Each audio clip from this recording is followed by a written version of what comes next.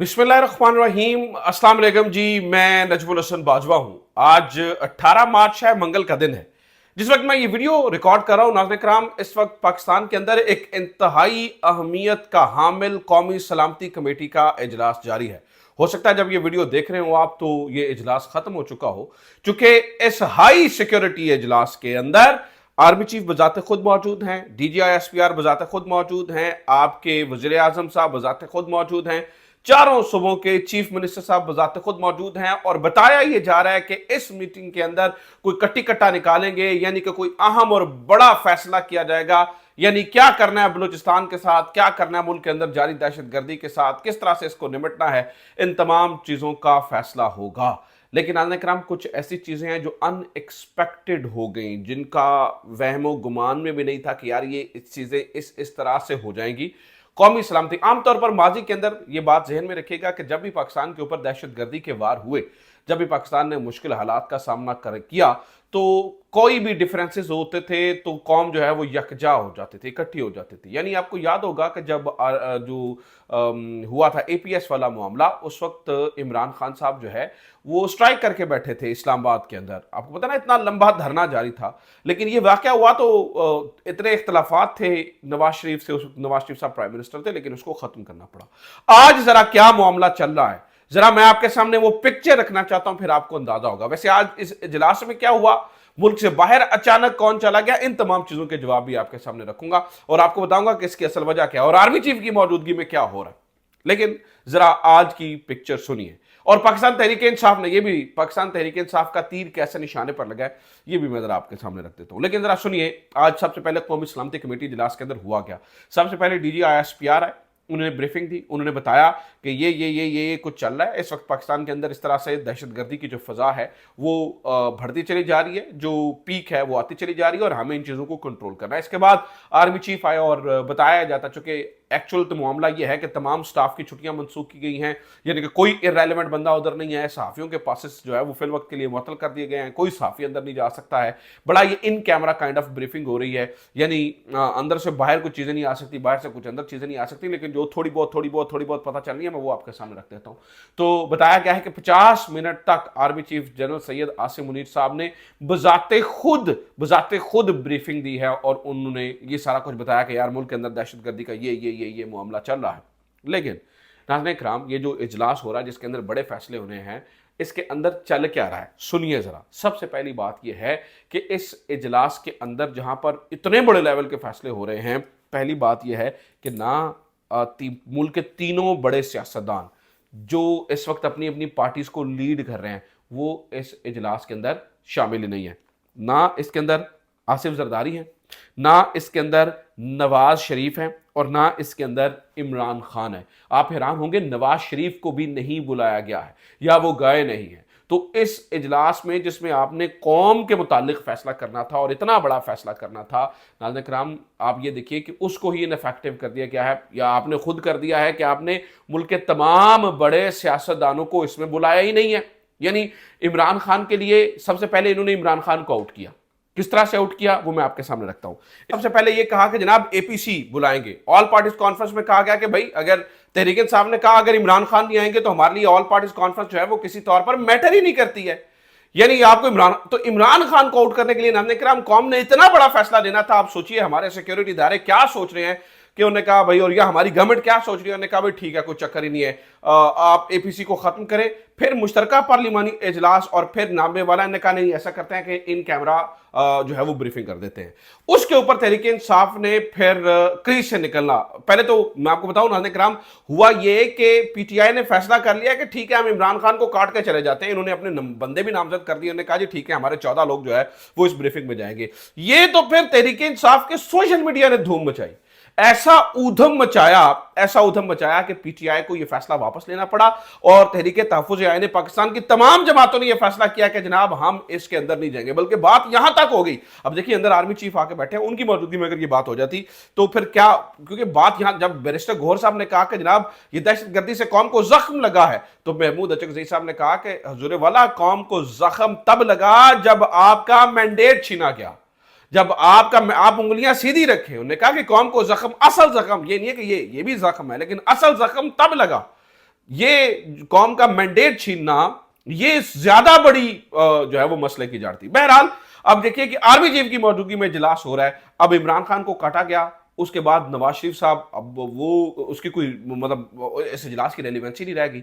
और तहरीक इंसाफ ने जो है वो बैकआउट कर दिया, और जो पीटीआई के लोग थे उनको सोशल मीडिया की आवाज सुननी पड़ी।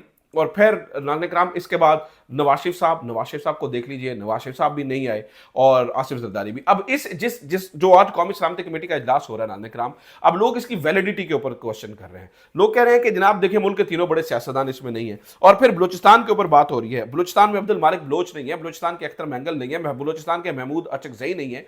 ये वो वॉइसेस थी जो कि आपने बलूचिस्तान के बारे में फैसला करना है। तो आप ये जो तीनों लोग हैं जो बलूचिस्तान के, यानी कि मुल्क के तीनों बड़े सियासतदान जो कौमी लेवल के सियासतदान है वो भी नहीं है, और जो बलूचिस्तान के जो वो वॉइसेस हैं जो साथ मिला के चलती हैं वो भी नहीं है। तो फिर ये पूछा जा रहा है कि ये किस किस्म का इजलास है, यानी कि इससे क्या ही बड़ा फैसला तवक्को किया जा सकता है, और जो भी फैसला होगा क्या उसे कौम की आवाज कहा जा सकेगा? क्योंकि तहरीक इंसाफ और इमरान खान का मानना यह है कि हमें ऑपरेशन की बजाय इस वक्त मामलात को बैठकर बातचीत करनी चाहिए। और अब्दुल मालिक बलोच साहब ने तो इस बारे में इस हद तक कह दिया है, अब आई डोंट नो वो मामला क्या, वो उसमें किस हद तक सदाकत है। उन्होंने कहा कि जनाब मैंने तो मामला, जब मुझे मैंडेट दिया गया था, मैं सूबे का वज़ीर आला था, मैंने मामला काफी हद तक ठीक कर लिए थे।